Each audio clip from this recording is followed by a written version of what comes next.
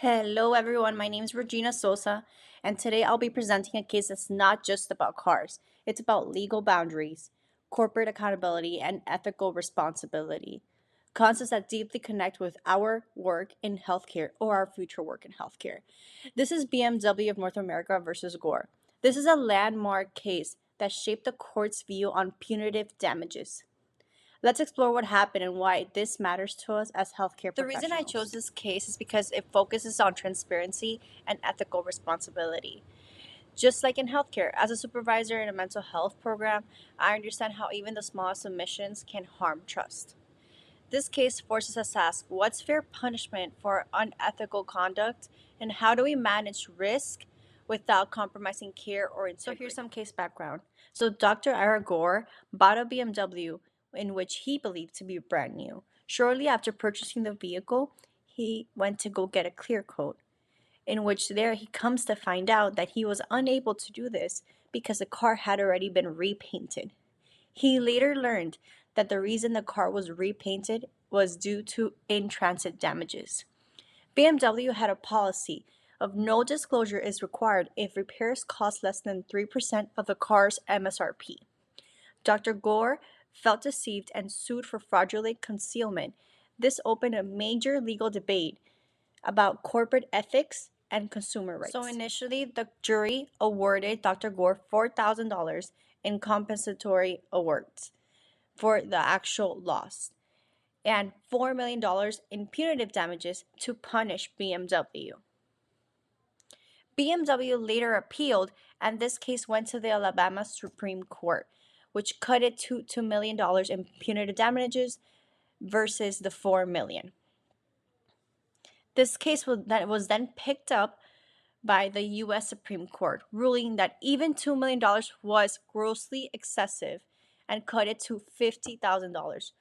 Why, you ask? Because punishment must match the offense, a concept critical in healthcare litigation as well. Legal principles.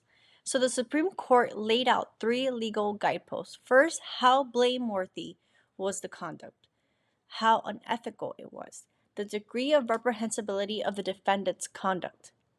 Second, the ratio. Here it was a 500 to 1, which was called quote unquote breathtaking. The ratio of the actual harm to punitive damages is what we're measuring. Third, how does the punishment compare to similar cases? These guideposts now guide all industries, including healthcare, in evaluating risk and limiting liability. So let's look further into the guidepost. Let's start with the first guidepost, degree of reprehensibility, or how bad was BMW's behavior. The court looked at how blameworthy BMW's systematic non-disclosure policy was. Selling a repainted car as new without informing the buyer was seen as intentional deception, not a simple mistake. In healthcare, even minor misrepresentations, like not fully explaining treatment risk, can erode patients' trust and lead to legal action. That's why transparency and ethics are non-negotiables in both industries. Guidepost 2. The ratio of punitive to compensatory damages. BMW was hit with a $4 million in punitive damages for only a $4,000 in actual harm. That's a 500 to 1 ratio.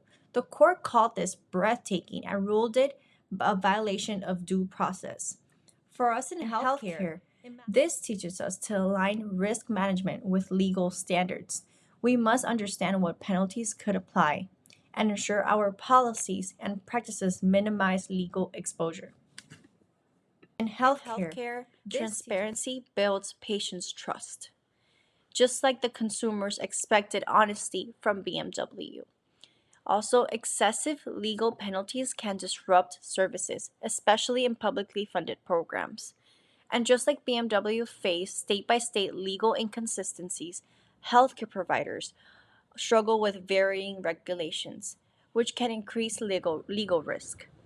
We must manage these challenges while keeping patients first. So, what are the lessons for healthcare leaders? This case is a wake-up call for healthcare leaders.